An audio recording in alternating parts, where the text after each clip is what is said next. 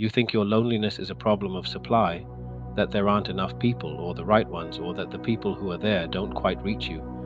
But look closer at its shape.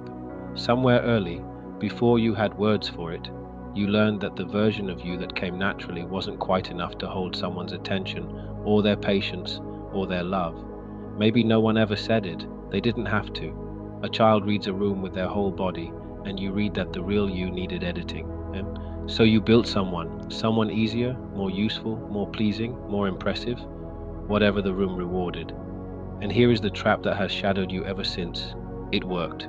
People liked the built one. You got the attention, the praise, the closeness, which quietly confirmed the original verdict, that the love was for the construction, and the construction existed precisely because the real thing hadn't felt safe to show. So now you can be surrounded and still starving, not because no one shows up, people do show up, but because you have arranged your whole life so that no one gets close enough to love the part you hid.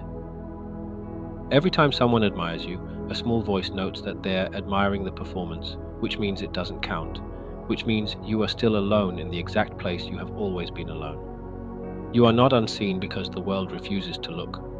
You are unseen because you cannot yet let the person looking see who is actually standing there. And here is the part that feels like an accusation but isn't one. You did this to yourself. Not out of weakness, not out of vanity, and out of intelligence. You were a child doing the smartest thing available to a small person who needed to be kept close. The strategy that saved you then is the thing starving you now, which means the way out was never to find better people.